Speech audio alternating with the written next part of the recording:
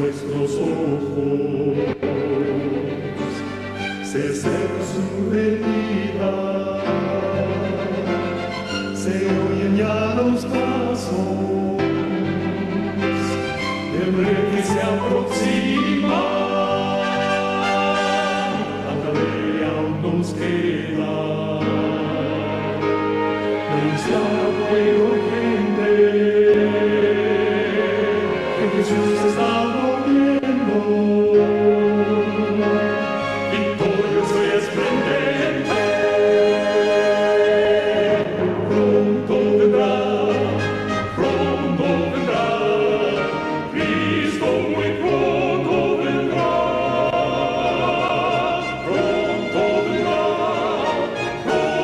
vendrá, pronto Jesús volverá.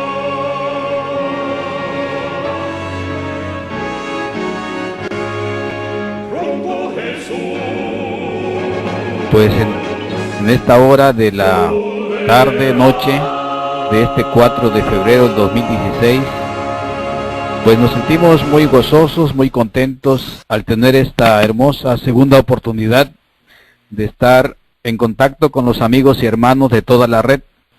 Recuerden, hermanos, que su servidor los saluda desde la ciudad de Tuxtla Gutiérrez, Chiapas, del país México. Y es un placer para mí tener este encuentro virtual con ustedes. Sé que está creciendo el número de oyentes, el número de personas que siguen esta señal, ya que cada vez se van agregando más aquellos que han de ser salvos para el día cuando Cristo venga. Aquí en Chiapas, en Tuxtla Gutiérrez, hay una cuenta regresiva de 11 días para que venga precisamente ese personaje que está iluminando el mundo o está embriagando al mundo con su gloria.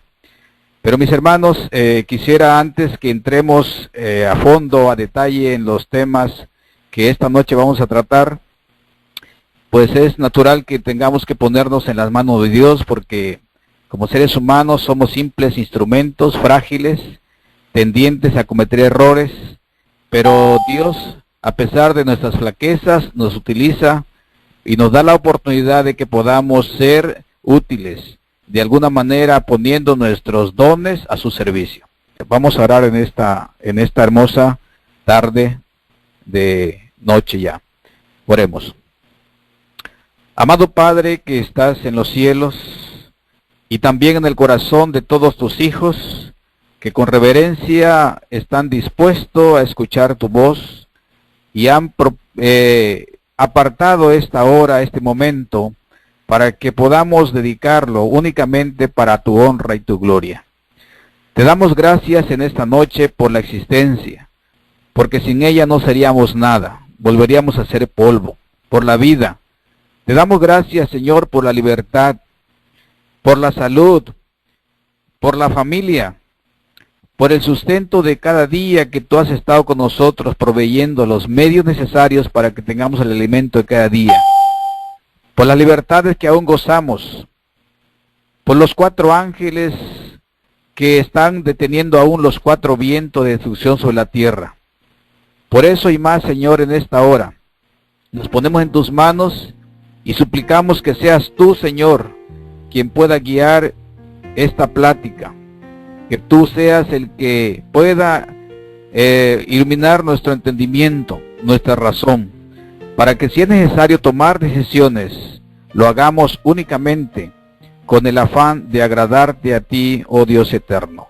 En tus manos quedamos, oh Padre, de tal manera de que los minutos que vienen por delante, seas tú quien dirija toda esta actividad.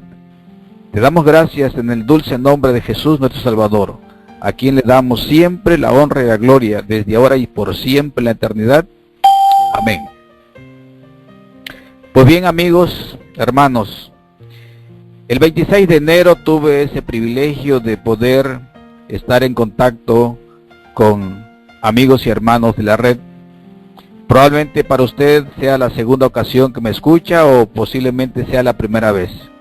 Sin embargo, yo le expreso mi cariño, mi afecto de hermanos en Cristo Jesús, porque de esa manera nos podemos identificar mejor, que donde quiera que usted se encuentre, sabemos que tenemos una misma fe, un mismo propósito, una misma intención. Es nuestro anhelo que un día seamos una sola familia, en el cual podamos estar congregados en la tierra nueva por la eternidad con Cristo Jesús. En esta ocasión, pues el mensaje lleva por título Tocad trompeta en Sión. Muy bien. El propósito de este mensaje, pues es un tema de amor y misericordia para este tiempo. Es un tema que contiene testimonios de la palabra de Dios y del Espíritu de Profecía, que nos ayudan a recordar que el único lugar seguro que tenemos para refugiarnos es en la roca eterna que es Cristo Jesús, de tal manera que estemos preparados para vivir piamente en esta última etapa de la historia de la humanidad en la tierra. Ciertamente es un privilegio vivir en este tiempo. Ya quisieran haber conocido nuestros pioneros, los profetas, los apóstoles. Para ellos solamente actuaron por fe, porque todo lo que contenía la profecía de aquel tiempo aún no se había cumplido. Para nosotros tenemos el grato privilegio de que muchas de las cosas ya son historia y algunas son vivencias del presente. Por tanto, hermanos y amigos, pues ese privilegio debemos también estar conscientes que conlleva una gran responsabilidad. Porque si bien es cierto que al saber lo que va a ocurrir, lo que va a acontecer muy pronto, nos conviene a nosotros entonces decir, ¿qué hago? ¿Me quedo callado o lo comparto la información que tengo? Antes que nada, mis hermanos, quisiera comentarles lo que dice el libro que se encuentra una compilación en el libro Mente, Carácter y Personalidad. Hay una carta ahí de nuestra hermana Huay que fue escrita en el año 1891 y dice de esta manera: no confiar en la mente de un hombre. No se debe confiar en la mente ni en el juicio de un hombre, porque están en juego intereses demasiado grandes y no se hallan libres de las flaquezas y errores humanos. No existe mente humana alguna tan perfecta que no corra el riesgo de que actúe por motivos equivocados, viendo las cosas desde una perspectiva errada. ¿Por qué señalo este párrafo? Porque siendo ser humano, estamos sujetos a cometer errores. A veces uno puede interpretar algunas cosas o traducir algunas cosas con su propia apreciación, y es necesario que únicamente podamos estar conscientes de que por esa razón no es confiable depositar totalmente la confianza en un hombre.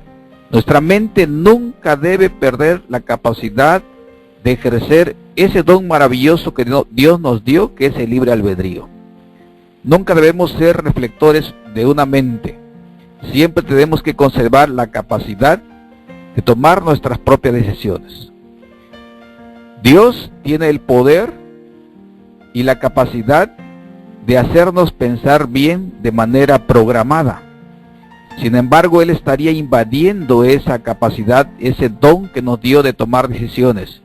Por esa razón, Él no lo hace y nos deja tomar nuestras decisiones. Claro, siempre con el consejo de su palabra, de que escucharemos una voz que nos dirá siempre cuál es el camino que debemos elegir. Recordaremos que cuando Josué estaba dirigiendo el pueblo de Israel, allá en el libro de Deuteronomio 28, se encuentra precisamente la advertencia de las dos opciones: el camino de la obediencia y el camino de la desobediencia. Y nosotros vemos el claro contraste que existe entre obedecer y desobedecer. Por supuesto, aquí estamos totalmente pensando que la obediencia es a Dios. Esta tarde, esta noche, vamos a estar viendo algunos consejos de la palabra de Dios, pero sobre todo es el propósito que nosotros como siervos de Dios, como hijos de Dios, siempre estemos dispuestos a ser cuidadosos con nuestras acciones, con nuestras actitudes, con nuestras palabras, con nuestras expresiones, de tal manera que ese deseo de Dios de que seamos luz en medio de la oscuridad se pueda cumplir en todo momento. Mis estimados hermanos, cuando yo me puse a pensar tocar trompeta en Sión, me refería precisamente a que ¿dónde es Sión? Saben, hermanos, que la definición que se encuentra en el internet, en Wikipedia, en relación a Sión, nos dice que Sión es un término que hace referencia a una sección de Jerusalén, la cual, por definición bíblica, es la ciudad de David. A menudo suele emplearse el término Sión como sinónimo de Jerusalén. Tras la muerte de David, el término comenzó a usarse para definir la colina en que se situaba el templo de Salomón. Más tarde, Sión se empleó para hacer referencia tanto al templo como a sus propios cimientos. Como recoge la Biblia en numerosos de sus pasajes, y especialmente en Isaías 60, este nombre fue utilizado a lo largo del tiempo como referencia no solo a la ciudad, sino también a la noción de Jerusalén como centro espiritual del pueblo judío y por extensión a la tierra prometida. Entonces, tocar trompeta en Sión es una alegoría en el sentido de que es necesario dar ese sonido certero en un lugar donde se congregan los que han de ser redimidos para la patria celestial. Sión, Jerusalén, la ciudad prometida. Por tanto, tocar trompeta en Sión en esta tarde tiene el propósito de que nosotros podamos estar cada día creciendo en ese avanzar diario hacia el encuentro con una vida que pueda agradar a Dios antes que a los hombres. La lectura bíblica lo encontramos precisamente en el libro de Joel, capítulo 2, versículo 1. En el libro de Joel, capítulo 2, versículo 1, dice: tocad trompeta en Sión y dad alarma en mi santo monte. Tiemblen todos los moradores de la tierra, porque viene el día de Jehová, porque está cercano. De esta manera el profeta Joel advierte con estas palabras tan enfáticas: porque viene el día de Jehová y porque está cercano. Por tanto, tocad trompeta en Sión y dad alarma en mi santo monte. Como portadores de la palabra de Dios, es el anhelo de nuestro corazón que todas aquellas personas que lleguen a conocer la verdad puedan aceptar el Evangelio de Cristo, el Evangelio de la salvación, de tal manera de que esta ciudad amada, Jerusalén, la Nueva Jerusalén, pueda estar poblada con miles y miles de personas de que abandonaron quizás sus comodidades, pero prefirieron buscar a Cristo Jesús. Oh, mis estimados hermanos, como siervos de Dios, como hijos de Dios, tenemos sobre nuestros hombros la gran comisión de Jesús que nos compromete, porque al conocer la verdad nos compromete a nosotros de compartirla. ¿Cuál es esa gran comisión? Jesús dijo: por tanto, id y haced discípulos a todas las naciones, bautizándolos en el nombre del Padre y del Hijo y del Espíritu Santo, enseñándoles que guarden todas las cosas que os he mandado, y aquí yo estoy con vosotros todos los días hasta el fin del mundo. Qué maravillosa promesa, qué comisión tan importante la que Jesús le dio a sus discípulos, y sobre todo, no solamente a ellos, sino también a todos los que habrían de creer en su nombre por la palabra de ellos. Entonces no olvidemos, hermanos, que cuando nosotros aceptamos a Cristo Jesús, nos hacemos automáticamente parte de esa gran comisión. Y es que el propósito de Dios para su pueblo es que sea un pueblo santificado, purificado y santo. Que este pueblo comunique la luz a cuanto nos rodea. Tenemos vecinos, tenemos compañeros, tenemos amigos, quizá en cualquier medio donde nos desenvolvemos, y es el propósito del Dios que su pueblo sea el que transmita esas verdades eternas. La gracia de Cristo debe descansar sobre cada uno de nosotros, de tal manera que podamos ser portadores de luz. Los discípulos no habían de aguardar que la gente acudiera a ellos. Es decir, pasivamente no debíamos esperar a que las personas vengan para saber de Dios. Cada discípulo debe ir a la gente, debe ir a buscar a los pecadores, como cuando el pastor busca a la oveja perdida. La comisión dada a los discípulos nos es dada también a nosotros, hoy al igual que entonces. ¿Cómo podemos hacerlo esto? Bueno, hay distintos métodos, de puerta en puerta, a través de la radio, a través de la televisión, a través de los medios masivos de comunicación, o como lo estamos haciendo en esta hora, a través de la red en el internet. Este mensaje debe darse no en forma tímida. En el mensaje anterior decíamos que debemos clamar a voz en cuello y que no debemos detenernos. Por tanto, entonces, no es en forma tímida y sin vida, sino con expresión clara y decidida. Es decir, de tal manera de que podamos decirlo, que estemos convencidos de que aquello que predicamos lo creemos. Mis estimados hermanos, en esta hora quisiéramos que pudiéramos nosotros adentrarnos en el hecho de que Dios desea que seamos un pueblo especial sobre la tierra.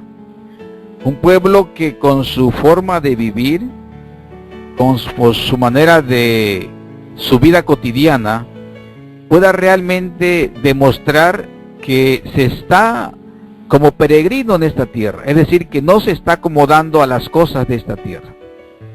Hay un canto de esperanza que se titula El Rey que viene cerca está. El mismo Rey que Cristo murió en la cruz, mas solo viene esta vez, dice el himno, por los que rescató. Cerca está, a las puertas mismas llega ya, viene presto, a las puertas llega ya.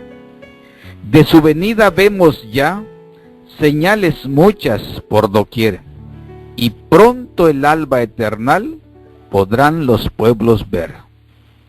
Pues no contéis con gozo y paz, aquí las luchas seguirán, mas cuando vuelva el Salvador, eterno fin tendrán. Entonces nuestro hogar será la tierra nueva eternal, la muerte nunca entrará, pues todo es inmortal.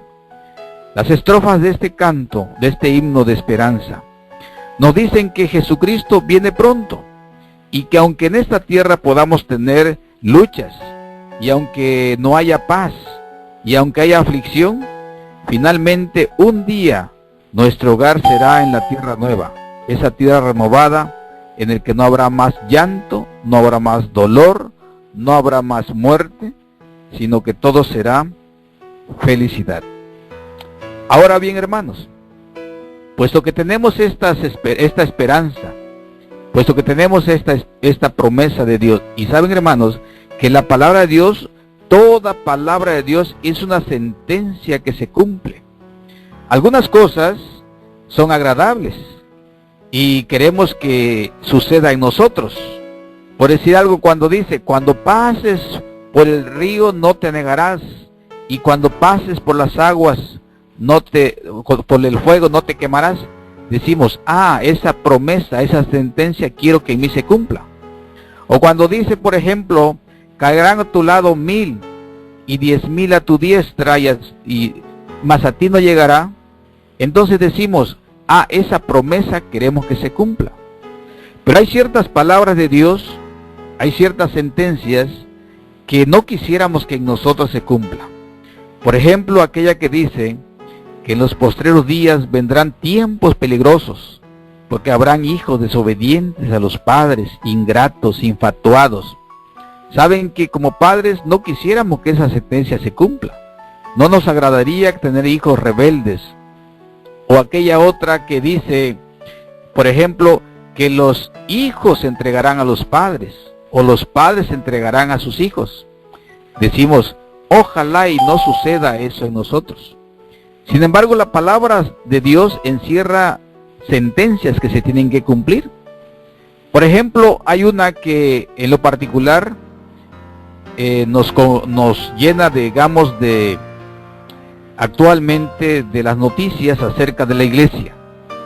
Dice la palabra de Dios que en relación a Apocalipsis 3, 14 al 22, cuando habla acerca de la iglesia de Laodicea, que esta iglesia, su característica es que es tibia. Y entonces, si esa iglesia es tibia, y sin embargo, tiene la idea de que no le falta nada, sino que es rica, Dios le dice que se dé cuenta que tiene muchas carencias. Quiero leer de manera textual la palabra de Dios cuando dice: y escribe al ángel de la iglesia en Laodicea, he aquí el amén, el testigo fiel y verdadero, el principio de la creación de Dios, dice esto: yo conozco tus obras, que ni eres frío ni caliente. Ojalá fueses frío o caliente, pero por cuanto eres tibio y no frío ni caliente, te vomitaré de mi boca. Porque tú dices, yo soy rico y me he enriquecido, y de ninguna cosa tengo necesidad, y no sabes que tú eres un desventurado, miserable, pobre, ciego y desnudo. Por tanto, yo te aconsejo que de mí compres oro refinado en fuego, para que seas rico, y vestiduras blancas para vestirte, y que no se descubra la vergüenza de tu desnudez, y unge tus ojos con colirio, para que veas. Yo reprendo y castigo a todos los que amo. Sé pues celoso y arrepiente. He aquí, yo soy a la puerta y llamo. Si alguno oye mi voz y abre la puerta, entraré a él y cenaré con él y él conmigo. Al que venciere le daré que se siente conmigo en mi trono, así como yo he vencido y me he sentado con mi Padre en su trono. El que tiene oído, oiga lo que el Espíritu dice a la iglesia. La Odisea es la iglesia del último tiempo, pero no todas las iglesias, porque hay tantas iglesias hoy en día, hay tantas corrientes religiosas, hay muchas voces, se están levantando por todo el mundo para enfatizar que Cristo viene. Ciertamente, Dios ha tenido un pueblo durante toda la historia de la tierra, ha tenido un pueblo fiel a su palabra, un pueblo leal a los mandamientos de Dios. La iglesia adventista surgió como un pueblo peculiar, para llamar la atención del mundo cristiano hacia la observancia de la ley de Dios, y en especial al cuarto mandamiento que establece el reposo en el día sábado. Mis estimados hermanos, ante las muchas voces, ante las muchas formas de adorar a Dios, ante el hecho de que existen muchos ministerios, muchos caminos al cielo, muchos profetas, muchos Cristos, muchas versiones de la Biblia, y todo esto crea un sinnúmero de opciones, muchos caminos, y la gente se confunde, y hay personas que hasta llegan a decir, bueno, todas las religiones son iguales, todas son un negocio, o todas son buenas, o con tal que tú te portes bien, cualquier iglesia a que tú vayas es buena. Y si nosotros nos ponemos a pensar en el ecumenismo, todavía viene a complicar más la confusión en el terreno del cuál camino elegir, ya que el ecumenismo dice que lo más importante es aprender a vivir en paz, en armonía, y haciendo así se cumple el deseo de Jesús, la unidad de su pueblo. Ahora, hermanos, a través de este medio tenemos la oportunidad de escuchar mensajes importantes que nos ayudan a esclarecer esa duda acerca de cuál es el camino que debemos tomar. Sabemos bien que las características del pueblo de Dios son especiales, que el camino que lleva a la salvación es un camino estrecho, que el camino que lleva a la perdición es un camino ancho. Bueno, pero si todas las religiones o todas las iglesias garantizan el paraíso, todas prometen la vida eterna, todas en el futuro ofrecen una vida mejor. Y saben, hermanos, que hoy inclusive se está ensanchando más el camino, porque ahora resulta que se acepta a los seres humanos tal como viven. Ya finalmente no tienen que renunciar a su vida, no tienen que renunciar a sus costumbres. Si tan solo llevan el nombre de Cristo, dicen, porque Cristo no hace discriminación. Estamos en un tiempo difícil, cuando a lo bueno se le llama malo y a lo malo se le llama bueno. Estamos en un tiempo en el que denunciar el error se dice que es provocar. Estamos en un tiempo donde aparentemente se quiere poner una mordaza a los que predican la verdad, porque si lo siguen haciendo se les tilda de alarmistas. Oh, mis hermanos, entonces, ¿cómo poder descubrir el camino en que debemos andar? ¿De qué manera debemos nosotros convivir en este mundo? Puesto que Jesús dijo que estamos en el mundo, pero no somos del mundo.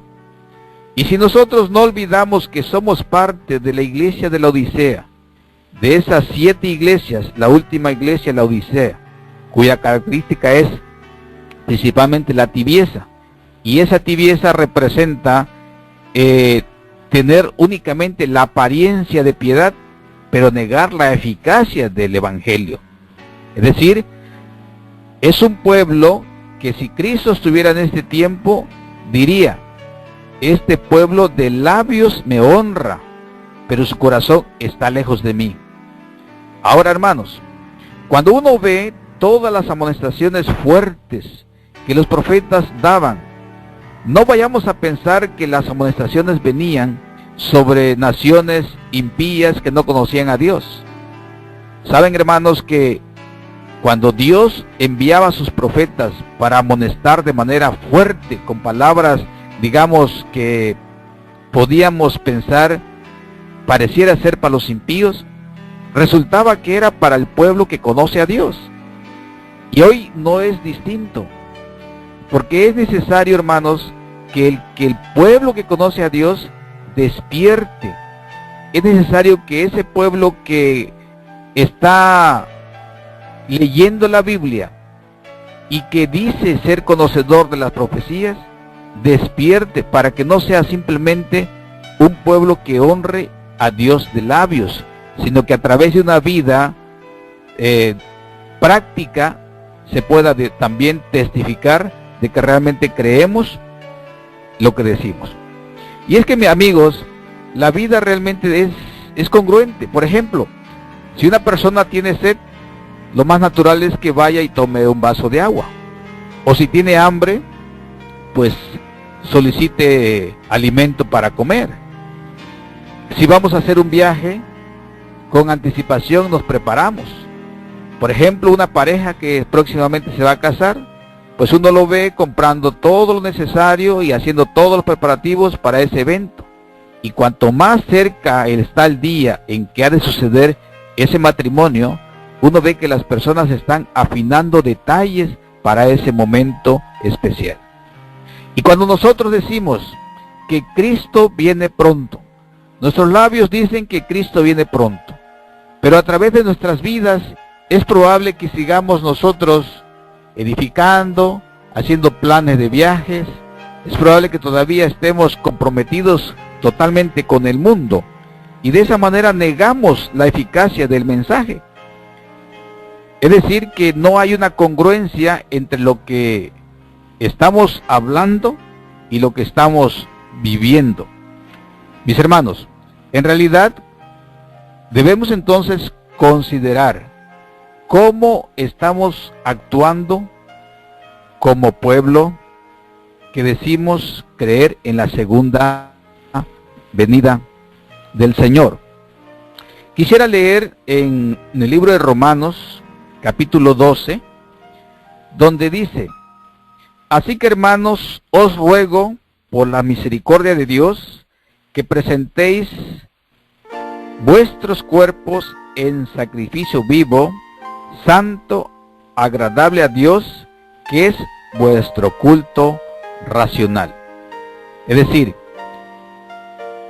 la palabra inspirada nos dice que presentemos nuestros cuerpos en sacrificio vivo, santo, agradable a Dios, que es vuestro culto racional. O sea, agradable no a los hombres, no una vida que pueda ser aprobada por los seres humanos, no una vida que exteriorice solamente una apariencia de piedad, sino que a quien debemos nosotros procurar y buscar agradar es al que todo lo ve, al que conoce nuestros pensamientos y aún pesa las intenciones de su corazón. Es a Él que tenemos que estar dispuestos a agradarle. Y ese culto racional, es decir, ese sacrificio vivo, esa entrega bien intencionada, bien pensada, no precisamente es lo que la mayoría dice, sino es lo que la palabra de Dios afirma. Saben que cuando el ser humano no está en una adecuada sintonía con Dios, por ejemplo, encontramos en el libro de Proverbios, capítulo 15 y versículo 8, voy a leer este pequeño versículo que dice: el sacrificio de los impíos es abominación a Jehová, mas la oración de los rectos es su gozo. Si Romanos dice que debemos presentar nuestro cuerpo en sacrificio vivo, pareciera un término contrario, sacrificio vivo. No existe, aparentemente hay una contradicción en esta expresión, sacrificio vivo, porque todo sacrificio normalmente está relacionado con las ofrendas que se ponían en el altar de un cordero que se sacrificaba para expiación de los pecados. Entonces, un cordero que se ofrecía en sacrificio, pues tenía que matarse, tenía que derramar su sangre. Entonces, cuando dice Dios aquí, a través de su palabra, que nosotros entregamos un sacrificio vivo, se refiere a que debemos morir en el punto de vista carnal. Es decir, lo humano, la parte carnal, ese nuestro yo, debe morir. Y entonces debe seguir existiendo únicamente la parte espiritual. Un sacrificio vivo, santo, agradable a Dios, que es vuestro culto racional. Si nuestra vida no está en congruencia con el reclamo de Dios, mis hermanos, entonces se aplicaría esto, que ese sacrificio, ustedes saben que a veces a través de las formas religiosas, a los cristianos se les impone que hagan, por ejemplo, una penitencia. Se les obliga a que hagan cierto acto de sacrificio, ya sea que se laceren el cuerpo con un látigo, ya sea que hagan una caminata de larga distancia descalzo, ya sea que se tengan que trasladar de manera de rodillas hacia un lugar X. El asunto es que les enseñan que es a través de ese sacrificio como van a agradar a Dios. Sin embargo, dice aquí: el sacrificio de los impíos es abominación a Jehová. Si mi vida no está en sintonía con el reclamo de Dios, si yo estoy obedeciendo más al hombre que a Dios, si no estoy siendo leal a los mandamientos de Dios y estoy llevando a cabo un sacrificio porque así me enseñó el hombre o así me enseñó el líder espiritual, estoy haciendo un sacrificio de mi cuerpo, ese sacrificio no es aceptable a Dios, es abominación a Jehová. Mas la oración de los rectos es su gozo. Mis hermanos, hay un renglón importante que quisiera tocar en esta ocasión. Y es el sentido de que cómo estamos viviendo como ciudadanos en esta tierra. Dios dice que tiene un remanente fiel. Dios requiere que nosotros seamos un pueblo especial, como dice en 2 de Pedro, que seamos un especial tesoro, un linaje escogido. Quisiera leer una parte en el sentido de que dice en Romanos, ahí mismo dice Romanos capítulo 13, dice, sométase toda persona a las autoridades superiores, porque no hay autoridad sino de parte de Dios, y las que hay por Dios han sido establecidas. Aquí el consejo de San Pablo al cristiano es que debemos ser obedientes a las autoridades terrenales, porque dice claramente que no hay autoridad sino de parte de Dios, y las que hay por Dios han sido establecidos. ¿Qué tiene que ver esta temática con el título de Tocad trompeta en Sión? Lo que pasa, hermanos, es que hemos estado viendo cómo el cristiano que espera el reino de Dios, cómo el cristiano que desea ser ciudadano del reino del cielo, anda afanado en los asuntos terrenales y muchas veces incursiona incluso en marchas, en manifestaciones, en políticas, anda allí haciendo campañas, tratando de derrocar el gobierno o haciendo, digamos, manifestaciones contrarias, inclusive a la cuestión legal. Es decir, el cristiano no debe andar en esos asuntos porque, como decía San Pablo y Cristo Jesús, que la ciudadanía de ellos no era la tierra. Y nosotros mismos, si sentimos y estamos seguros que somos peregrinos en esta tierra, pues no vamos a luchar por derrocar un gobierno terrenal, ni vamos a luchar por engrandecer a un hombre en la tierra, sino que lo que debemos hacer es engrandecer el reino de Dios en la tierra. Es decir, debemos procurar arrebatar de las tinieblas las almas que perecen, porque si no lo hacemos, un día se nos va a demandar la sangre de todos aquellos que pudimos haberle hablado, de todos aquellos que pudimos advertido del peligro en el que estaban y no lo hicimos. Bien, dice el versículo 2, de modo que quien se opone a las autoridades, a lo establecido por Dios resiste, y los que resisten acarrean condenación para sí mismo, porque los magistrados no están para infundir temor al que hace el bien, sino al malo. ¿Quieres pues no temer la autoridad? Haz lo bueno y tendrás alabanza de ella. Mis hermanos, si Dios tiene el consejo para nosotros de que debemos ser ciudadanos genuinos, ciudadanos ideales de nuestro lugar donde radicamos, del país o la ciudad en el que vivimos, es decir, obedientes a las leyes. Recordarán ustedes cuando Jesús le fue reclamado que si él no pagara el tributo, él cumplió con la autoridad pagando el tributo y dijo que a Dios lo que es de Dios y al César lo que es del César.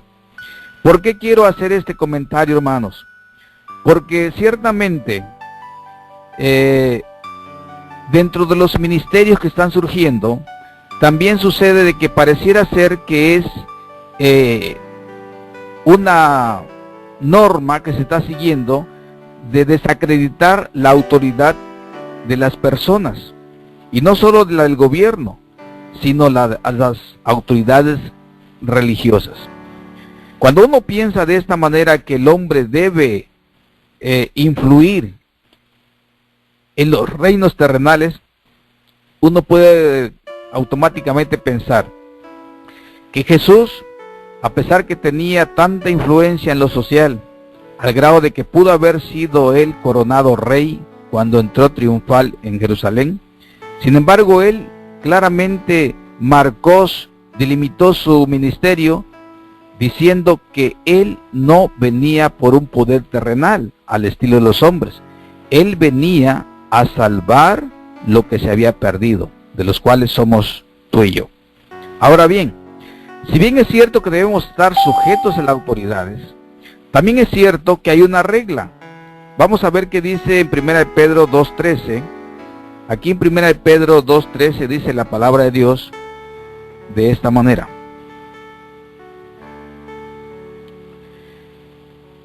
Por causa del Señor, someteos a toda institución humana, ya sea al rey como a superior, ya a los gobernadores como por él enviados, para castigo de los malhechores y alabanza de los que hacen bien.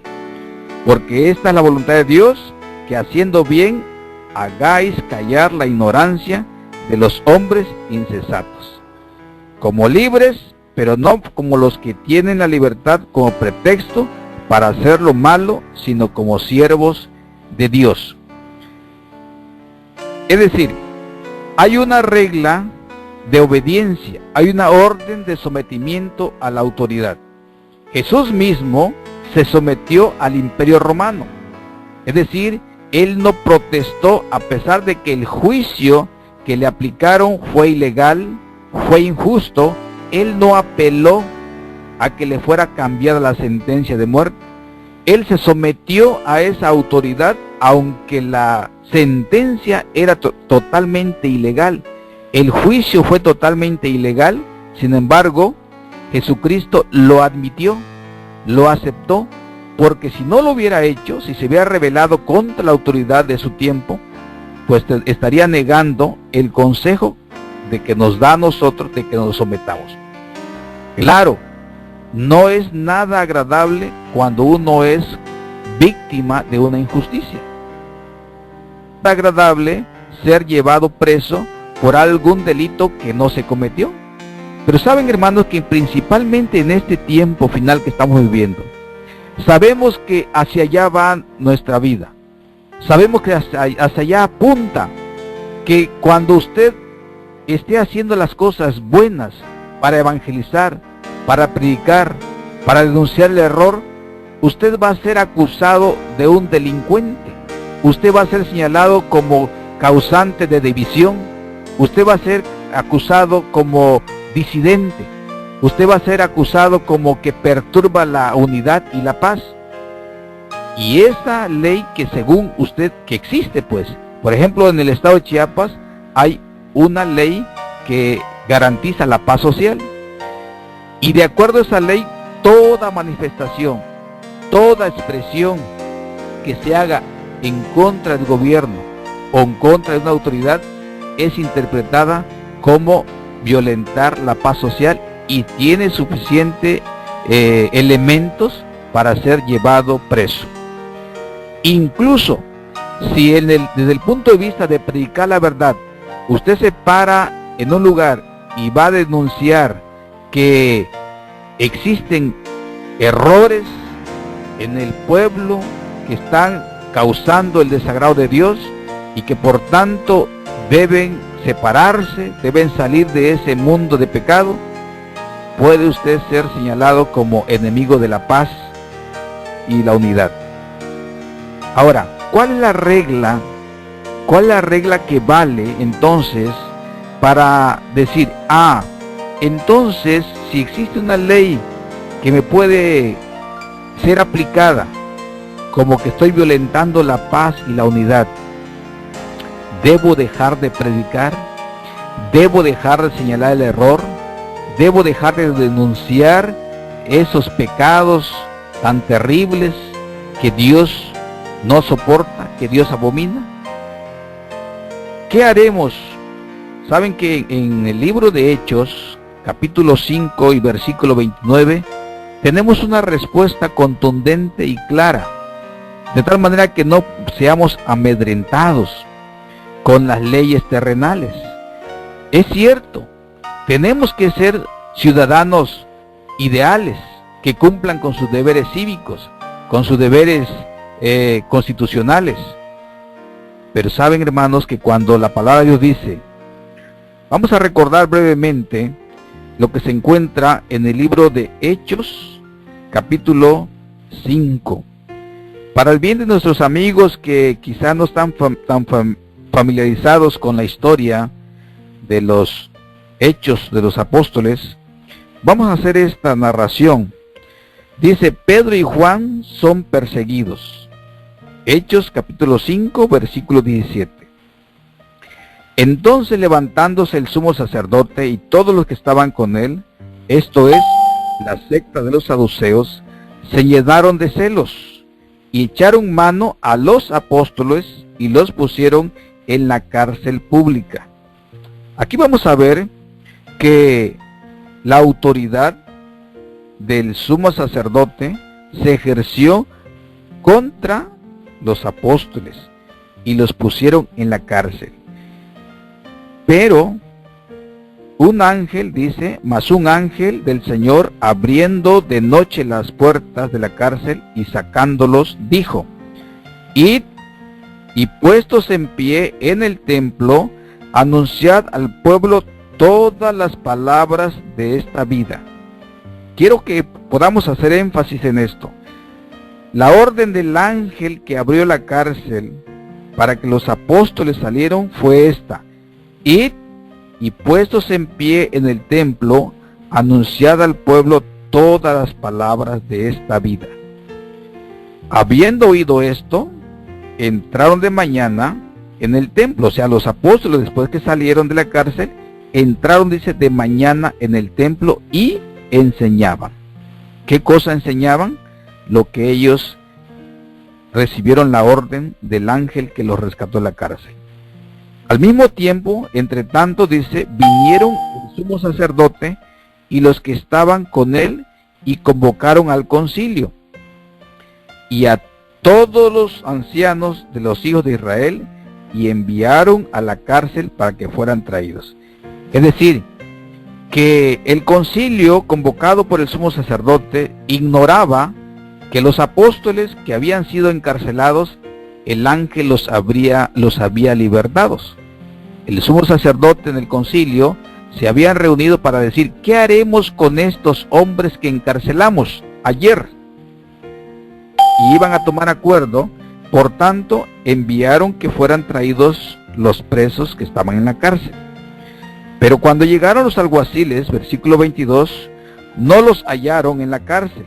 Entonces volvieron y dieron aviso, diciendo, por cierto, la cárcel hemos hallado cerrada con toda seguridad, y los guardias afuera de pie ante las puertas, mas cuando abrimos a nadie hallamos dentro.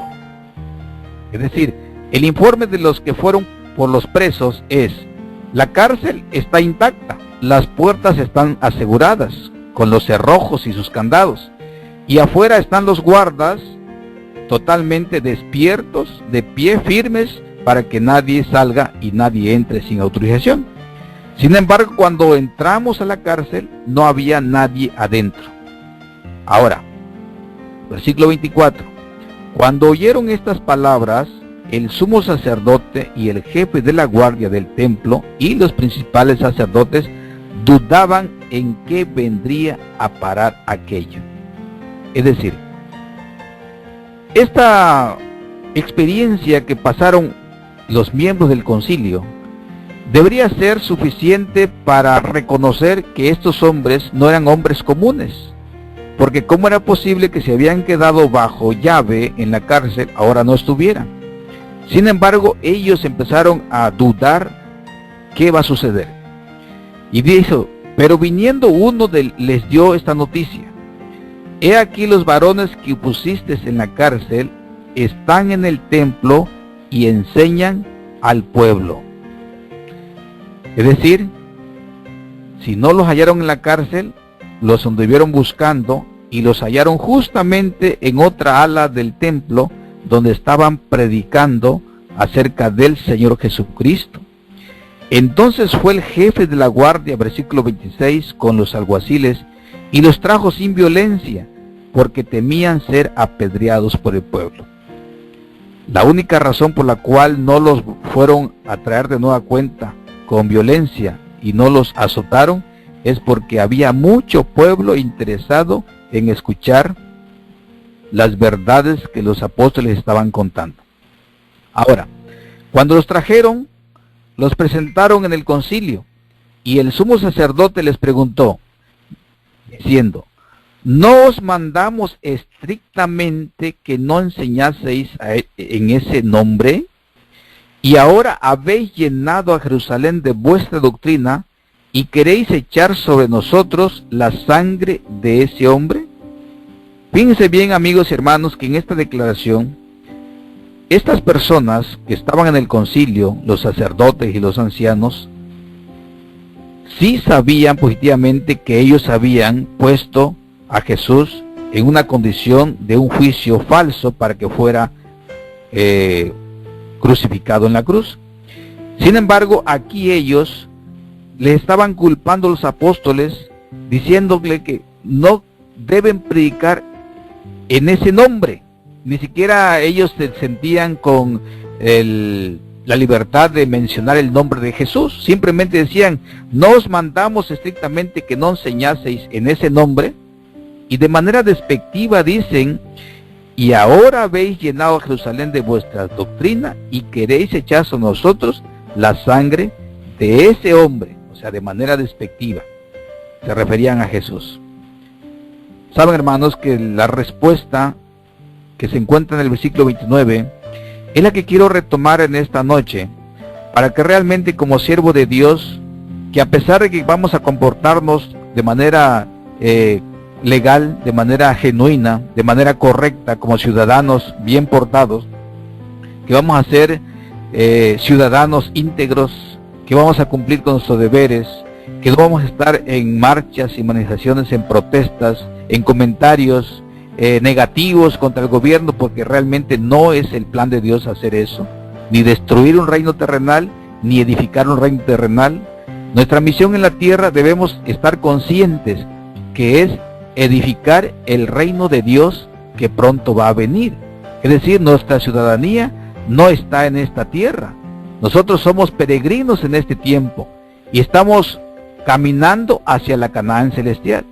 Si esto que decimos es cierto, si esto que nosotros anunciamos lo creemos realmente, tiene que modificar nuestra vida hacia ser ciudadanos correctamente bien portados en esta tierra. Pero a pesar de eso, a pesar de que nosotros pongamos todo nuestro empeño en ser buenos ciudadanos, si nosotros cumplimos con lo que Dios nos manda, entonces tendremos que ser enjuiciados necesariamente.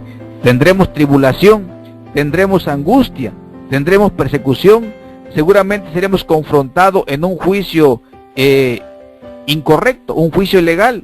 Seremos llevados ante los tribunales y seremos hallados culpables de la prisión.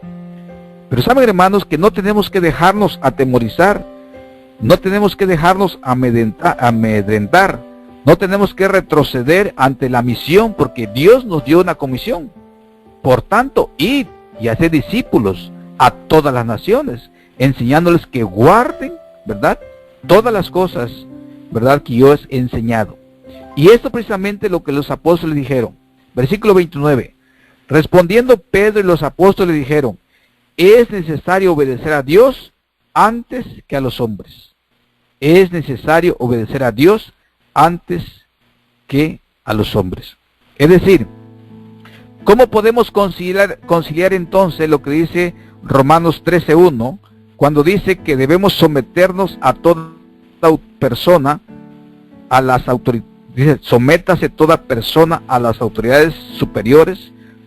¿Cómo podemos conciliar el hecho de que vamos a ser ciudadanos bien portados, obedientes a las leyes terrenales, cumplidos con todas nuestras obligaciones y nuestros deberes, y al mismo tiempo, cómo vamos a no dejar de cumplir con el mandato de Dios de predicar el evangelio, de denunciar el error, de denunciar la apostasía, de decir que no está bien como se están haciendo las cosas.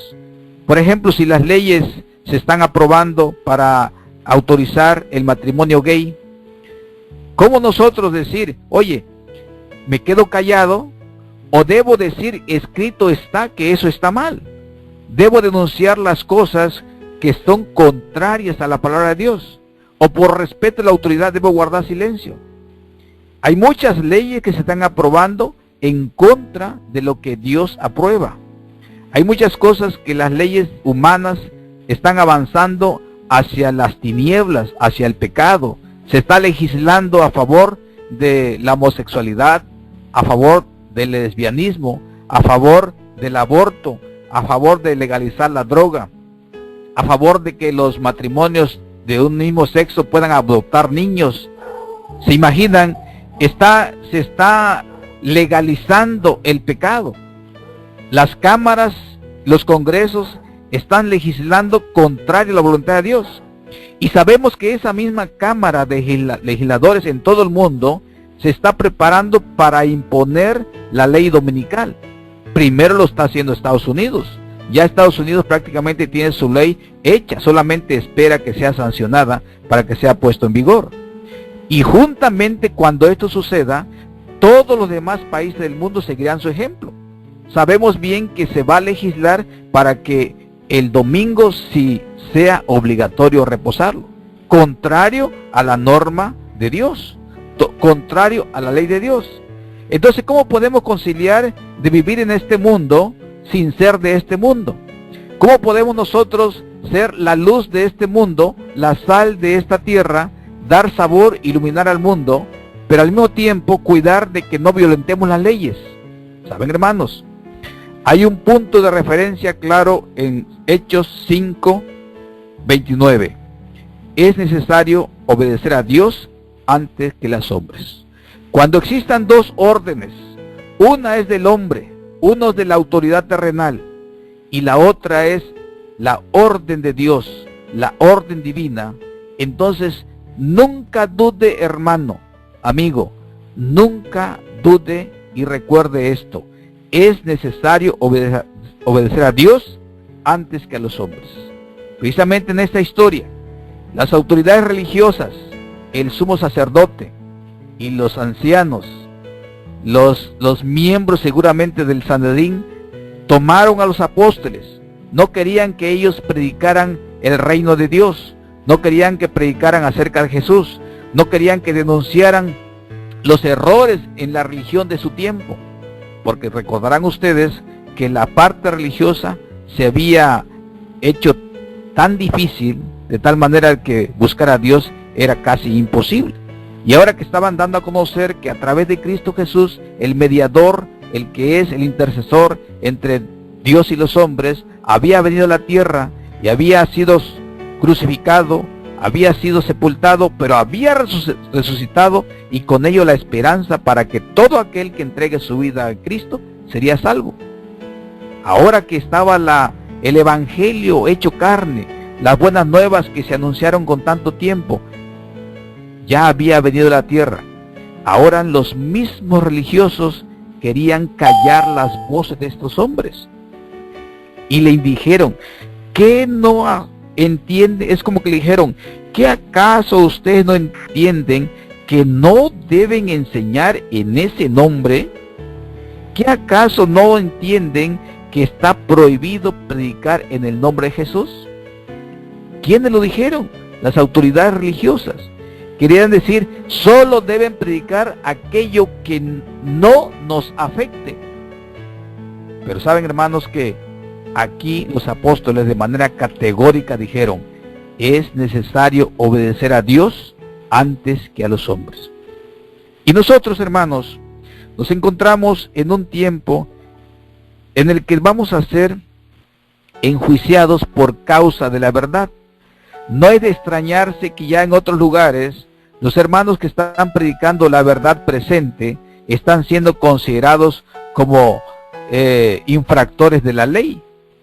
y que están siendo llevados quizá ya a los tribunales, y quizá van a perder sus libertades, y quizá les van a condicionar de tal manera que digan, vamos a dejarte libre siempre y cuando prometas que vas a dejar de predicar lo que estás predicando. Yo espero que a los que me estén escuchando y están en esa misión de ser siervos de Dios valientes que están predicando, que jamás se dejen atemorizar por las autoridades que quieran taparle los labios, cerrar los labios al que está anunciando la verdad presente. Saben, hermanos, que nosotros nos cae la responsabilidad que Jesús le dio a los atalayas. Saben que en el libro de Ezequiel precisamente se encuentra ese deber del atalaya. Vino a mí palabra de Jehová, Ezequiel capítulo 33.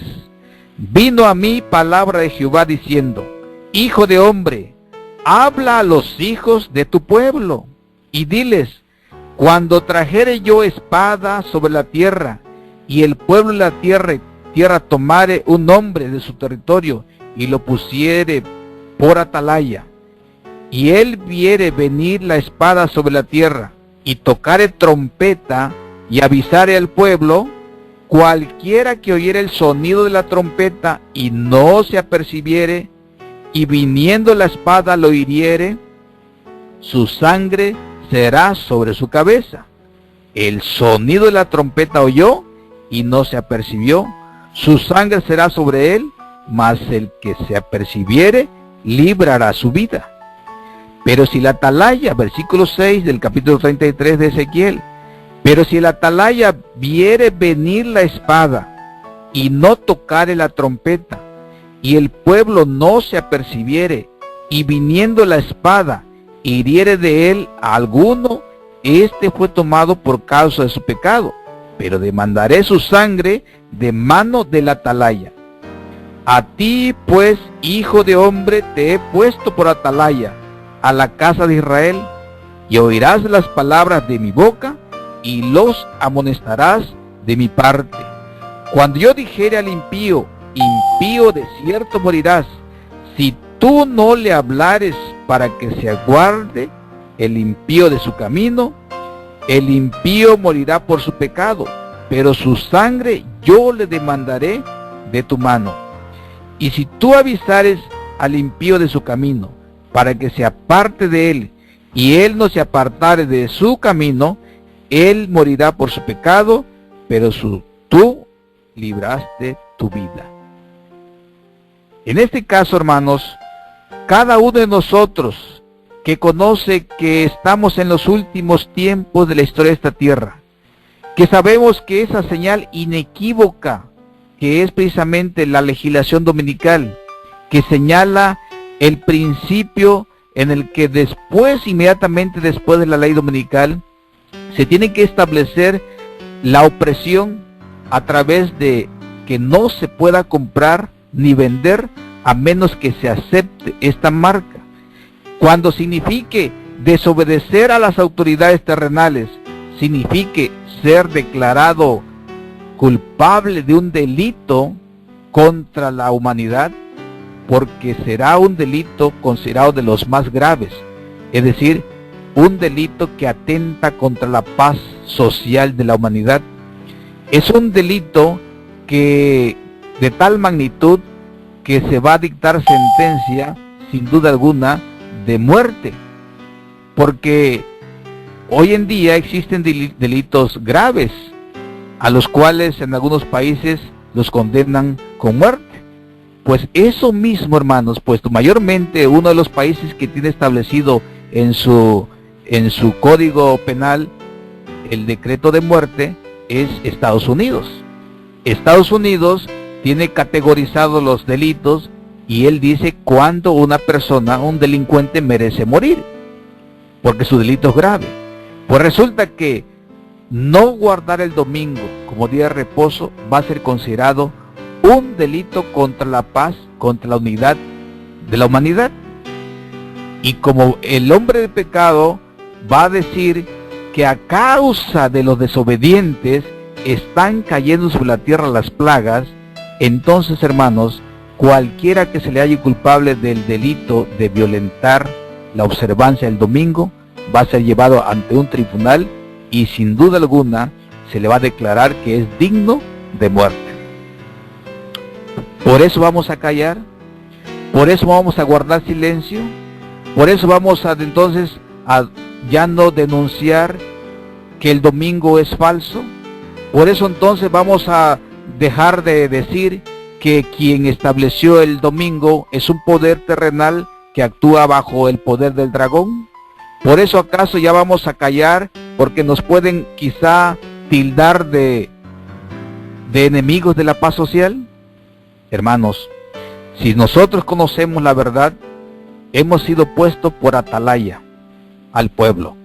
Y tenemos que señalar que es mejor padecer en manos de los hombres que sufrir la justicia y la ira de Dios que vendrá sobre esta tierra. Sobre nosotros recae esta responsabilidad, porque ciertamente si no lo están haciendo las personas que han sido encomendadas. Ezequiel, precisamente en el capítulo 34, denuncia ese abandono de su deber que hicieron los pastores, los ministros, la gente preparada, la gente mayormente capacitada. Dice la palabra de Dios: vino a mi palabra de Jehová diciendo, hijo de hombre, profetiza contra los pastores de Israel. ¿Quiénes eran los pastores de Israel? Los que conocían al Dios verdadero, los que conocían las profecías, los que conocían los servicios del santuario, los que sabían que todo el sacrificio anunciaba que un día vendría el verdadero Cordero de Dios para quitar los pecados del mundo. Pero ahora Dios le dice al profeta: profetiza contra los pastores de Israel. Profetiza y di a los pastores: así ha dicho Jehová el Señor, ay de los pastores de Israel que se apacientan a sí mismos. ¿No apacientan los pastores a los rebaños? Es decir, ¿no se supone que están ustedes para cuidar de las ovejas? Sin embargo, bien que coméis la grosura y os vestís de la lana, la engordada degolláis, mas no apacentáis a las ovejas. No fortalecéis las débiles, ni curasteis las enfermas. No vendasteis la perniquebrada, no volvisteis al redil la descarriada, ni buscasteis la perdida, sino que os habéis enseñoreado de ellas con dureza y con violencia. Y andan errantes por falta de pastor, y son presa de todas las fieras del campo, y se han dispersado. Anduvieron perdidas mis ovejas por todos los montes, y en todo collado alto, y en toda la faz de la tierra fueron esparcidas mis ovejas, y no hubo quien las buscare, ni quien preguntare por ellas. Hermanos, no estemos esperanzados a que sean los ministros que vayan en busca de las ovejas perdidas. No nos confiemos de que son ellos los que deben ir a rescatar a las ovejas que se están apartando del redil. Ciertamente hoy en día muchos conocedores de la palabra de Dios se están desanimando ante el hecho de que están surgiendo ministerios independientes, ante el hecho de que están surgiendo divisiones dentro del pueblo de Dios, ante el hecho de que están escuchando doctrinas unas contra otras. Y saben, hermanos, que no me preocupa cuando el ataque hacia la verdad viene de los que ignoran la verdad. No me preocupa porque finalmente, bueno, no les ha amanecido. Pero cuando son los mismos conocedores de la verdad los que están en desacuerdo y están refutando las verdades bíblicas, entonces sí es preocupante. Por ejemplo, hoy en día hay quienes niegan las doctrinas fundamentales de la iglesia, las verdades que son pilares fundamentales de bíblicas, las quieren tergiversar o las quieren cambiar como señal de que la iglesia ha caído. Tengamos cuidado, hermanos, porque la verdad es que en el pueblo de Dios no hay hombres perfectos.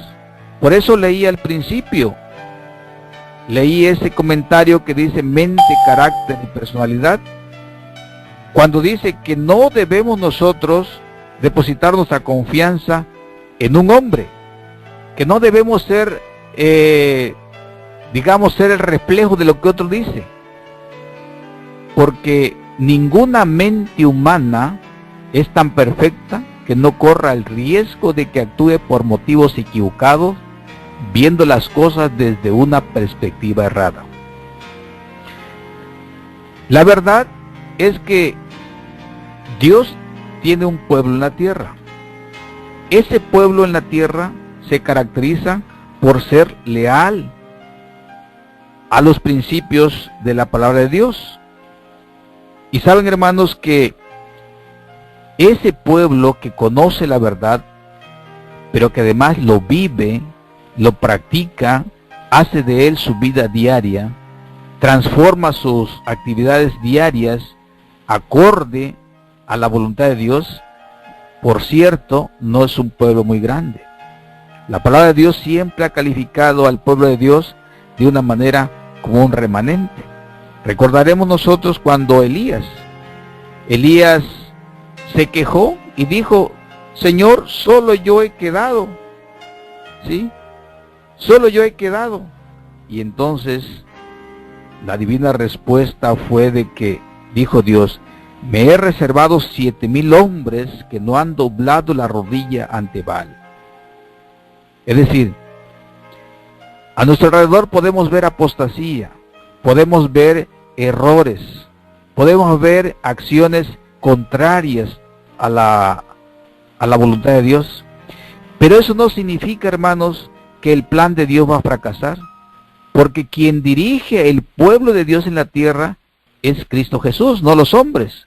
Los seres humanos somos instrumentos, sujetos a pasiones, sujetos a errores. Nadie se puede convertir en guía espiritual de nadie. La salvación es individual. Ni siquiera podemos pensar en una salvación corporativa, ni siquiera en el núcleo familiar. Qué bueno sería que papá, mamá y los hijos, todos de derechito, vayamos íntegros a recibir al Señor cuando venga. Pero saben que hay una profecía inclusive que dice que llegará el día en que los padres estarán contra los hijos y los hijos contra los padres. Mis hermanos, la salvación es individual. Si ni siquiera podemos influenciar de manera total hacia el esposo o la esposa, hacia los hijos, la salvación es individual, no es corporativa. No podemos pensar que por llevar el nombre de adventista del séptimo día, automáticamente tenemos pase directo al cielo. Tampoco podemos pensar que es porque los hombres nos califican como cristianos idóneos, como hemos de pasar, digamos, las puertas celestiales. La aprobación que andamos buscando, hermanos, no es la que el hombre califica. Lo que andamos buscando es la aprobación que viene de lo alto. Qué hermoso cuando Dios reconoció que Job era un varón justo, temeroso de Dios, apartado del mal, ¿verdad? No dijo: ¿no has visto que Job es considerado por los hombres como justo? No, Dios conocía el corazón de Job, que era un hombre temeroso de Dios. Mis hermanos, hoy en día, no busquemos la aprobación de los hombres. No busquemos de que sea el hombre que me califique si estoy bien, porque cumplo con la parte religiosa, porque cumplo con la parte esa de la liturgia, de ir puntualmente, de no faltar a mis estudios, quizá de ofrecer un servicio. Pero puede ser solamente apariencia. Hay un comentario que dice que cuando las personas quieren ir a Cristo, voltean a ver a los que dicen ya ser de Cristo. Y de esa manera comprueban, dice, ¿cómo viven los que ya son de Cristo? No cómo hablan, cómo comentan, qué es lo que dicen, de qué hablan los que dicen ser de Cristo. No, mis hermanos, lo que las personas van buscando es cómo viven los que dicen ser cristianos. Y de esa manera, hermanos, es como las personas desean ir a Cristo. Por lo tanto, sabemos bien que lo que más abunda en la tierra, en el pueblo que dice creer en Dios, es esto que es ser oidores y olvidadizos. El libro de Santiago precisamente reprueba la actitud que como pueblo de Dios podemos llegar a tener de ser tan solamente oidores y no hacedores de la palabra de Dios. Por eso, mis amados hermanos, todo hombre sea pronto para oír, tardo para hablar, tardo para airarse, porque la ira del hombre no obra la justicia de Dios. Por lo cual, desechando toda inmundicia y abundancia de malicia, recibid con mansedumbre la palabra implantada, la cual puede salvar vuestras almas. Pero sed hacedores de la palabra, y no tan solamente oidores, engañándoos a vosotros mismos. Porque si alguno es oidor de la palabra, pero no hacedor de ella, este es semejante al hombre que se considera un espejo su rostro, porque él se considera a sí mismo, y se va y luego olvida cómo era. Mas el que mira atentamente en la perfecta ley de la libertad y persevera en ella, no siendo oidor olvidadizo, sino hacedor de la obra, este será bienaventurado en lo que hace. Si alguno se cree religioso entre vosotros y no refrena su lengua, sino que engaña su corazón, la religión de tal es vana. Mis hermanos, este comentario de Santiago en relación a que deseamos hacedores de la palabra toma gran importancia en nuestro tiempo. ¿Saben? Porque yo he tenido la oportunidad de a veces ver cómo en la vida del cristiano únicamente se expresan las cosas, pero no se viven. Hace unos días estuve con un grupo de hermanos que recién fueron separados de una iglesia porque a ellos les agrada predicar la verdad presente. Este grupo de hermanos les agrada predicar profecía. Este grupo de hermanos les gusta hacer las cosas de una manera más directa, sin temor. Entonces, los líderes de la iglesia donde asistían tomaron un acuerdo y decidieron expulsarlos. Aproximadamente fueron como 80 personas que fueron expulsadas. Ahora yo le digo a esos 80 hermanos y les digo, a ver hermanos, si como pueblo que queremos que se predique la verdad presente, vamos a considerar que somos como que protestantes del protestantismo. Protestamos de que no hay obra misionera suficiente. Protestamos que no se está denunciando la apostasía. Protestamos que no se está predicando contra la bestia, que no se está denunciando las acciones del papado. Protestamos de que no se está utilizando los fondos de manera adecuada. Protestamos de que el mundo está entrando en la iglesia a través de la música y las modas. Protestamos de que los programas son más sermones muy suaves, que no se predica la verdad presente. Y yo le decía a los hermanos, si estamos protestando de eso, ¿de qué manera estamos nosotros llevando a la práctica eso? Ciertamente, si solo lo protestamos pero no llevamos a la acción, entonces estamos simplemente siendo de palabra. Estamos simplemente imaginando cómo debe ser, pero tampoco nosotros estamos haciendo. Y esto mismo, hermanos, quiero poner en la mente de todos los hermanos que a nivel individual o de manera en grupos pequeños o de manera familiar, están por donde quiera, están de alguna manera dando un paso al frente hacia la proclamación de la verdad. ¿De qué edificaría nuestras vidas si solamente hablamos de lo que se debe hacer? Pintamos un pueblo de Dios, idealizamos un pueblo de Dios que predica la verdad y que vive la verdad, que se aparta, por ejemplo, de que es correcto el alimento natural, pero yo sigo comiendo carne. Protestamos de que las modas no deben entrar en la iglesia, pero yo me sigo vistiendo conforme al mundo. Protestamos de que la música se ha distorsionado en la iglesia, pero yo en mi casa sigo escuchando la música distorsionada. Protestamos de que no se está predicando, pero yo me estoy guardando silencio. Yo no salgo ni siquiera a repartir un folleto. Protestamos de que debemos inclusive hacer más impacto misionero, pero yo no le hablo ni siquiera a mi vecino. Protestamos de que la iglesia no está siendo bien dirigida, pero yo no puedo dirigir bien ni siquiera mi hogar. Hermanos, realmente este mensaje es para que reflexionemos acerca de todos aquellos que estamos dando un paso hacia el frente, en nuestro afán de acercar la verdad hacia nuestras vidas, que realmente sea de hecho y en verdad, que no solamente quede en la palabra, que realmente nos podamos considerar ese pueblo remanente del que Dios habló cuando le dijo a Elías: te aseguro que hay 7,000 que me he reservado que no han doblado su rodilla ante Baal. Y saben, hermanos, que aún en este tiempo, aún así también aún en este tiempo, dice en Romanos 11:5, dice, aún en este tiempo, el tiempo en el que estamos, ha quedado un remanente escogido por gracia. Y si por gracia, ya no es por obras.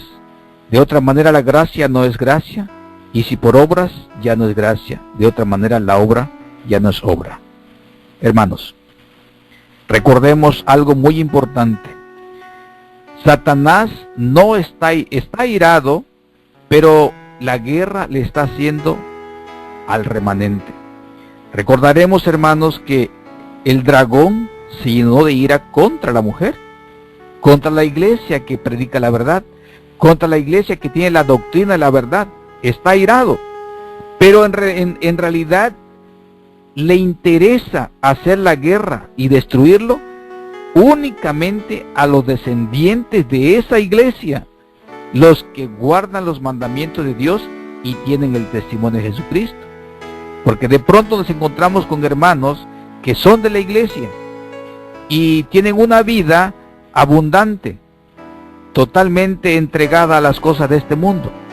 Y uno todavía, ese hermano puede a veces hasta vanagloriarse y decir: a mí me va muy bien porque soy el consentido de Dios, cuando no se da cuenta que realmente su condición espiritual es de tibieza, es decir, que está con un pie en la iglesia y un pie en el mundo. Está lidiando entre dos cosas, entre dos corrientes, entre dos ánimos. Y saben que, hermanos, eso no es correcto. Toda persona que no se defina del lado de Dios, aunque con eso implique el riesgo de su seguridad personal, hermanos, toda persona que quiera salvar su vida, la perderá. La promesa de Dios dice: cualquiera que quiera salvar su vida, la perderá. Y el que la pierda por causa de mí, la hallará.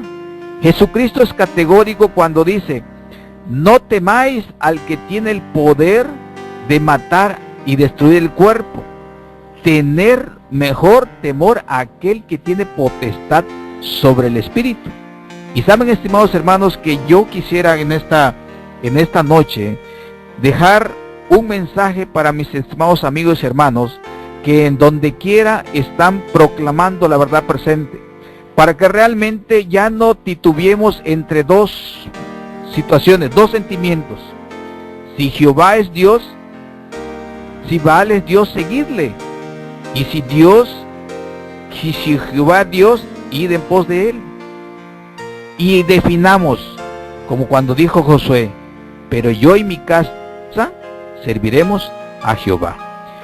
Yo quisiera, hermanos, que realmente nos pongamos en nuestra mente que nadie que quiera vivir piadosamente va a tener una vida de paz en la tierra, porque la promesa de Dios Recuerden que toda palabra de Dios es sentencia, se cumple, así como era inevitable que Jesús fuera entregado en manos de pecadores y que muriera, así como no podemos nosotros acusar a Judas como que fue únicamente el culpable, Jesús tenía que ser entregado tal como decía la profecía.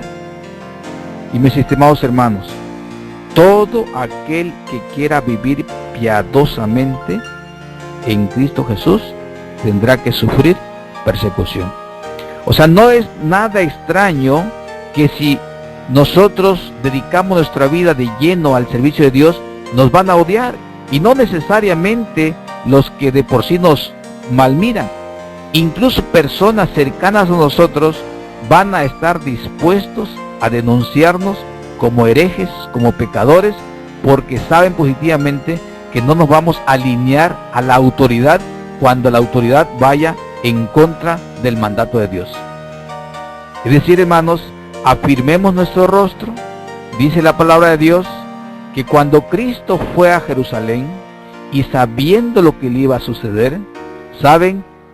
Él fue y celebró esa santa cena con sus apóstoles. Y saben, hermanos, que dentro de los 12, Jesús les anunció lo que iba a acontecer. Y se los dijo para que no fueran sorprendidos como que Jesús ignorara eso. Y uno a uno, cuando Jesús les dijo, uno de vosotros, el que come pan conmigo, levantó contra mí su calcañar y me va a entregar en manos de pecadores. Uno a uno fueron preguntando, ¿seré yo maestro? Hasta que llegó el turno a Judas. Judas hizo la pregunta. Y Jesús, para manifestar que todo lo conoce, le dijo, tú lo has dicho, lo que has de hacer, hazlo pronto. Y saben, hermanos, ¿cuántos de los que hoy proclamamos la verdad? ¿Cuántos de los que hoy estamos predicando de que Cristo viene pronto? ¿Cuántos de nosotros que estamos interesados en prepararnos para que cuando Cristo venga podamos recibirle con la frente levantada? ¿Cuántos de nosotros, por no hacer una entrega total, por no renunciar a nuestro yo, a nuestra comunidad, daremos la espalda? ¿Cuántos preferiremos la libertad de poder comprar y vender? ¿Cuántos preferiremos la aparente paz y iremos en contra de la verdad por temor a que nos lastimen, por temor a que nos abandonen, por temor a que nos persigan? Ojalá, mis hermanos, que nos pongamos firmes, afirmemos nuestro rostro. Cuando Jesús salió del aposento alto, dice el deseado de todas las gentes, que Jesús afirmó su rostro, es decir, tomó la clara decisión de que lo que venía era necesario. No obstante su humanidad, había una lucha, había un conflicto entre esa parte humana y la parte divina. Pidió el apoyo de sus apóstoles. Oren conmigo, porque lo que viene es terrible. Él se fue a orar, y sabemos que la historia dice que sudaba inclusive como gotas de sangre. El pesar era grande en su corazón. Había una lucha tremenda, pero los apóstoles no lo acompañaron ni siquiera dándole fortaleza en la oración. Y saben, hermanos, Jesús decía, Padre, yo sé que vine para salvar y rescatar lo perdido. Yo sé que mi misión es venir y pagar el precio del pecado. Yo sé que debo pasar por ese calvario. Yo sé que esa es la manera como está escrito en tu palabra, y tu palabra se cumple. No hay manera de evitarlo. Pero si fuera posible que yo no tome, que salves al hombre, que salves a la humanidad, que rescates al hombre del pecado, si fuera posible que haga hecho eso sin que tome esta copa, saben, hermanos, esa lucha la vamos a tener nosotros. Sabemos que en los últimos tiempos hemos de enfrentar esa misma lucha humana, de que no querer ser maltratados, no querer ser denunciados como culpables de un delito. Va a ser terrible cuando nos toquen nuestra carne. Va a ser terrible cuando nos toquen a nuestros seres queridos. Va a ser terrible cuando nos priven de nuestros derechos humanos. Va a ser terrible cuando perdamos quizá los bienes que tanto esfuerzo hemos hecho por conseguirlo. Va a ser terrible cuando los amigos, incluso la familia, nos abandonen y nos den la espalda. Va a ser terrible cuando tengamos que salir quizá de la comodidad de nuestro hogar e irnos al campo. Pero saben, hermanos, que aún en ese momento habrá una angustia.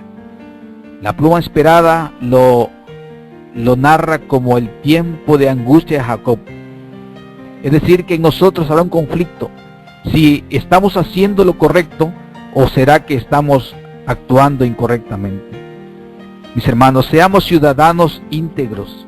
Seamos personas que seamos la luz y la sal de la tierra. Vivamos realmente como quien lleva a la práctica la verdad que predica. No es correcto andar descalificando a nadie, porque en realidad el juicio únicamente le corresponde a Dios. No podemos nosotros decir quién se va a salvar y quién se va a perder. No podemos decir quién está haciendo la voluntad de Dios y quién la está perdiendo. Tenemos que hablar la verdad. Tenemos que denunciar el error y que cada persona, precisamente utilizando esa capacidad, ese libre albedrío que Dios nos dio, pueda tomar sus decisiones de tal manera que diga: ¿será que mi vida está acorde con la voluntad de Dios?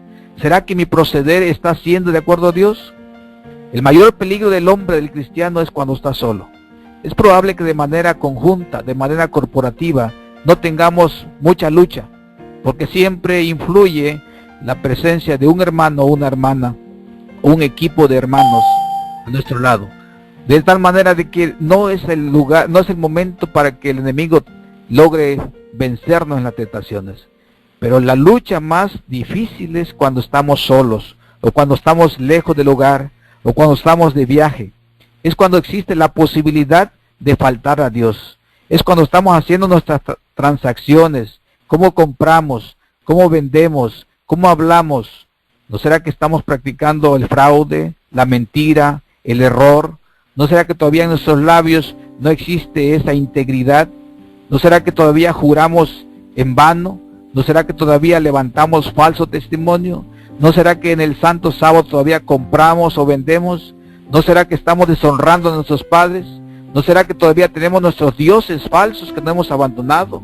¿No será que todavía estamos codiciando la casa o la mujer del prójimo?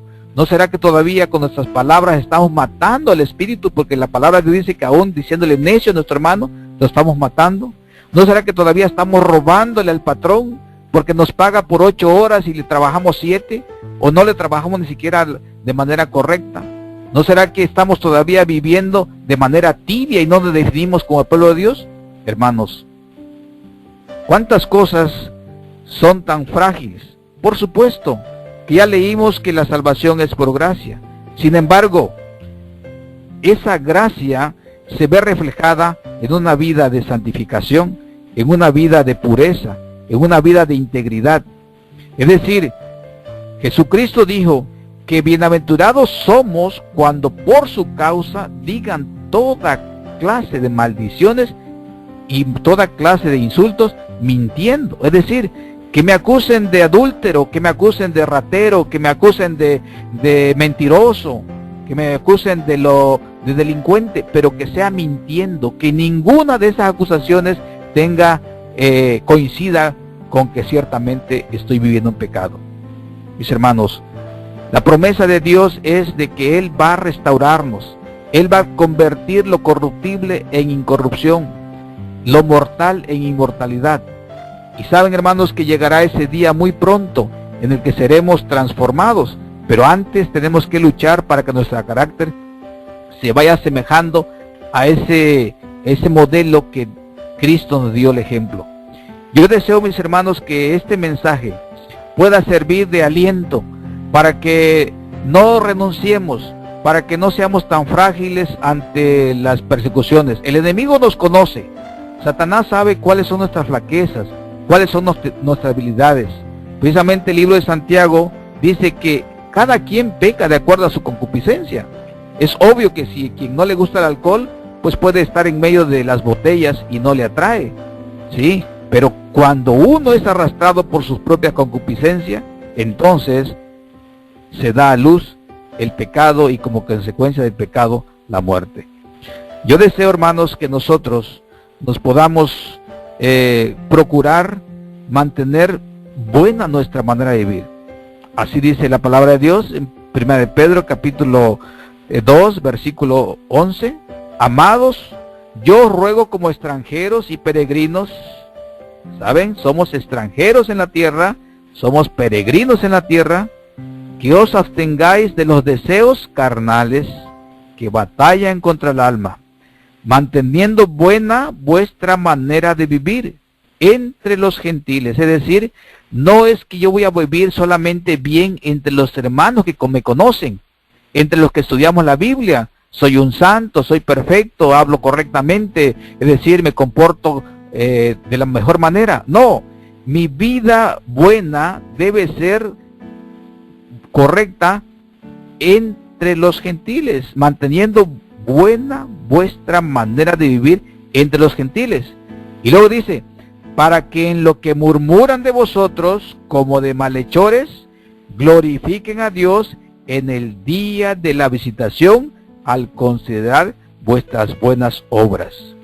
Es decir, hermanos, no importa que usted sufra lo oprobio, usted mantenga buena su manera de vivir entre los gentiles, aún entre los que no conocen de Dios, porque la mejor manera de testificar que estamos esperando un reino de santos es manteniendo buena nuestra manera de vivir. Mi mayor deseo, hermanos, es de que no dudemos de que estamos en los últimos tiempos, del que las plagas que vendrán sobre la tierra no nos atemorice, porque las plagas vendrán para los impíos, no para los que hayan sido sellados con el sello de Dios. Puede ser que los que han sido sellados estén encarcelados o estén huyendo en los montes, pero ya no van a sufrir el daño de las plagas porque Dios los va a proteger. Qué terrible va a ser, hermanos, para los que no hayan sido sellados por haber preferido obedecer al hombre. Pero todos los que nos propongamos obedecer a Dios antes que los hombres, debe ser nuestra encomienda. Es necesario obedecer a Dios antes que los hombres. No seamos el reflejo de ninguna persona. Pidamos únicamente la ayuda de Dios a través de la oración, a través del estudio de su palabra, a través del ayuno. Proclamad que Cristo viene pronto a través de una vida que se santifique. Ya que lo único que vamos a llevar al cielo es el carácter, trabajemos cada día en dominar esa lucha carnal, en vencer con la ayuda del Espíritu Santo. San Pablo venció, porque él dijo, cada día muero. Es decir, cada día perecía un rasgo de la humanidad de Pablo, porque cada día crecía en la parte espiritual de agradar a Dios. Mi mayor deseo, hermanos, es que luchemos, y como dijera San Pablo, no que yo la haya ya alcanzado. No, hermanos, mi lucha, este mensaje, primordialmente, yo lo volveré a escuchar, porque yo necesito ser amonestado, yo necesito ser motivado, para que mi vida cada día vaya muriendo al yo, y vaya siendo cada vez más agradable, no ante los hombres, sino ante los ojos de Dios. Que Dios nos ayude, hermanos, para que podamos ser diligentes en ser hacedores y no tan solamente oidores de la palabra. Y que no olvidemos de tocar la trompeta en Sión, porque aún en el pueblo de Dios, esa tibieza que se ha posesionado, es necesario sacudirlo y motivar a los hermanos que no se conformen con ser bien vistos de los hombres, que no se conformen con recibir la aprobación de los dirigentes de la iglesia, que lo que tenemos que buscar es la aprobación que viene de lo alto, ¿verdad, hermanos? Así que yo, en primer lugar, me anoto para que cada día nos procuremos hacer la voluntad de Dios.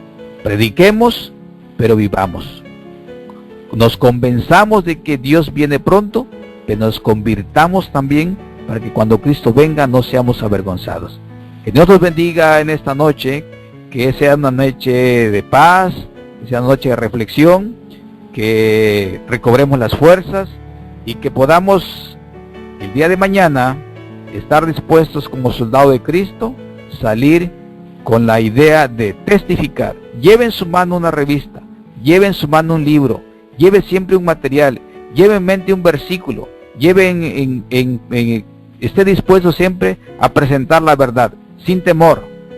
No importa la condición humana, si es un pobre, si es un rico, si es un pequeño, es un grande, si es un adinerado, es un poderoso, es un político. Debemos salir y decir la verdad. Algunos rechazarán, otros lo recibirán, pero como la atalaya, advertir del peligro que viene, denunciar la destrucción que pronto viene sobre la tierra. Los que se aparten de sus pecados van a ser salvos, los que permanezcan en sus pecados van a perecer, pero que nosotros no seamos hallados como siervos negligentes, siervos dormidos, que estemos puestos y dispuestos para hacer la voluntad de Dios. Y vos invito a que podamos orar. Amado Padre, en esta noche, oh Dios, pudimos reflexionar acerca de que tú tienes un pueblo en esta tierra que ha de alumbrar al mundo con su luz de la verdad que proviene de ti. Que tenemos el deber de darle sabor a la tierra, que debemos ser ciudadanos intachables ante los hombres, que debemos cumplir nuestros deberes ciudadanos, los deberes cívicos, cumplir con todo lo que las autoridades y las leyes nos obliguen. Pero además, no olvidando que hay una orden superior a la cual debemos estar dispuestos a obedecer, que es todo lo que proviene de tu palabra. Oh Dios eterno, sabemos que si nosotros nos alineamos en la verdad de tu palabra, el mundo puede calificarnos de lo peor, porque en Jesús tu Hijo amado no había ningún error. No obstante, aún con testigos falsos fue enjuiciado y llevado a la muerte. Y si del árbol verde se hizo eso, ¿cuánto más del árbol seco? Jesús dijo: si a mí me persiguieron, me maltrataron y mataron, así todo aquel que viva conforme a la voluntad de Dios también tendrá que sufrir la misma suerte. Pero ya nos advertiste, Señor. De hecho, cuando nos llamaste, tú nos dijiste: si alguno quiere venir en pos de mí, niéguese a sí mismo y tome su cruz y sígame. Oh Padre eterno, los que un día ya te hemos aceptado, enséñanos y capacítanos y danos la fuerza para negarnos, para que no seamos tan sensibles cuando nuestro yo, nuestra carne sufra la afrenta. Que podamos ser fortalecidos con tu Santo Espíritu y tomándonos tú de tu mano en nuestra mano, podamos ser salvaguardados. No nuestra carne, porque nuestra carne puede ser maltratada, pero guarda en tus manos, Señor, nuestro espíritu y fortalécelo cada día, para que aun cuando vengan pruebas y tribulaciones, podamos estar dispuestos a proclamar que Cristo viene pronto. Que nuestra vida sea un testimonio viviente de que realmente creemos que Cristo ha de venir. Que lo que decimos con nuestras palabras puedan ser respaldadas con nuestros hechos, de tal manera que no neguemos la eficacia de lo que prediquemos, sino que respaldemos con nuestra vida que realmente creemos que Cristo está por venir. Ayúdanos a tomar las mejores decisiones. Ayúdanos a utilizar sabiamente nuestro libre albedrío. Ayúdanos a saber discernir entre lo correcto y lo incorrecto. Capacítanos, oh Padre, para que de manera individual cada uno se pueda preparar a través del estudio, a través de la oración, a través de una comunión plena contigo. Bendice a todos mis amigos y hermanos que hoy tomaron este tiempo para escuchar este mensaje. Perdóname, Señor, si hubo equivocaciones, si la parte humana falló. Tu Padre, que conoces mi intención, sabes que traté de hacerlo mejor. Oh Padre eterno, bendice a tu pueblo, en donde quiera que se encuentre, luchando para salir adelante en su vida espiritual. Nos fortalezca a cada uno de nosotros y danos un descanso placentero, de recobrar fuerzas, y que mañana las actividades que nos toque hacer, lo hagamos sin olvidar que somos candidatos al reino de los cielos y por tanto debemos representarte dignamente ante todos, tanto los que te conocen como los que no te conocen, y que nuestra vida pueda honrar y glorificar tu santo nombre, y que todo lo que hagamos, Señor, únicamente tenga el propósito de testificar de que Cristo viene pronto. Que la honra y la gloria sea para Dios en esta noche. Lo rogamos humildemente en el nombre de Cristo Jesús, nuestro Salvador. Amén.